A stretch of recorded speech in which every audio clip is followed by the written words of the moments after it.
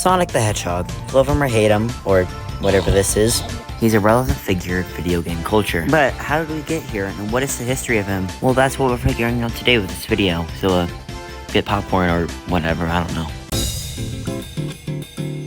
In around mid-1990s, Sega began designing the Blue Blur. Except, it wasn't a blue blur, it was a white blur with Phils the Rabbit. Now, obviously, they did not keep this design. Eventually, Phils was designed into Sonic, where he would make his first appearance in not his own game, but instead Rad Mobile as a keychain in the car.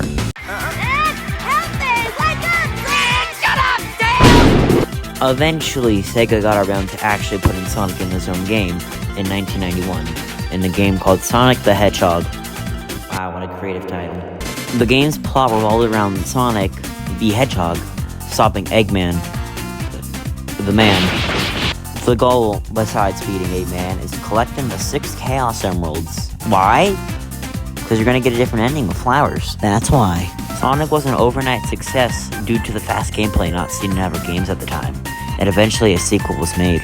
Sonic 2 released later in 1992, and basically follows the same plot with trying to stop Eggman and collect the Chaos Emeralds. But now you have a sidekick named Tails, a fox with 2 tails. Along with this, they added a 7th Chaos Emerald, which allows you to turn to Super Sonic, which is just a copy of Super Saiyan Goku.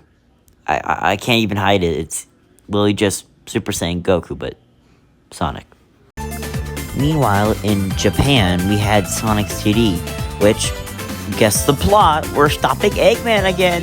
Along with Sonic's fangirl Amy and Metal Sonic. The plot, as I mentioned earlier, revolves around you stopping Eggman from taking over Little Planet and collecting the Time Stones. And to finish off the classic trilogy, we have Sonic 3 and Knuckles, which follows the same plot, saving a place from Eggman, this time being Angel Island. But now, Eggman has a little help from... Yeah, his name is Knuckles, yeah. The plot is the same, you're just saving Angel Island now. And, yeah, this game's actually really good, but we're gonna move on now. Sega would end up attempting to step into the world of 3D with Sonic 3D Blast and Sonic R. However, these games suck. And due to this, critics would use the phrase that every Sonic fan has heard at least once. Sonic's rough transition into 3D. That's all I have to say about these. I don't really care about these games much. Eventually, Sega locked in and made a good 3D Sonic game with Sonic Adventure, which redesigned the whole cast and make them look older. The game actually has a plot other than beating Eggman, and I will go a little more in depth than I did for the other classic games. The sentient creature named Chaos is trying to collect the Chaos Emeralds to reach his perfect form, and the main cast has to stop him. Sonic tries to fight him but fails miserably. Chaos fights him, and he actually wins. Sure, that won't be contradicted. Knuckles searches for broken pieces of his big emerald.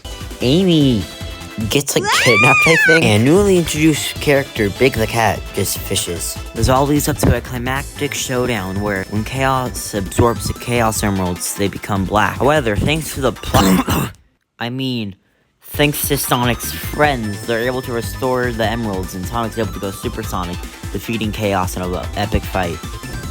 The last game on this list is Sonic Adventure 2, which released in 2001.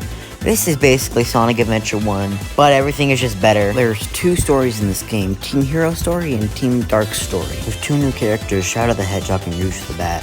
There's not much of a story, wacky hijinks ensues, I guess. Well, up until the final act, you see this thing called the Bio Lizard is going to destroy Earth, so Sonic and Shadow team up and go super, and yeah, they beat the Bio Lizard, with Shadow sacrificing himself and falling down to Earth. At this point, Sega had stopped making consoles, as this was the final game released on a Sega console, and what I consider to be the end of the Golden Age.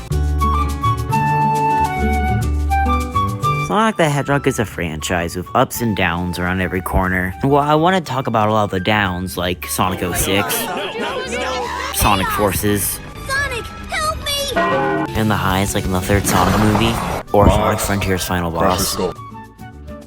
I'd say it was just a good idea covering the golden age of Sonic, as to not drag on this video. Am I right, lads, or am I right, lads? You are right, lad. It wasn't a blue bird. But now you're in there are 2 sets of heroes in this game that follow the same story. I did it all.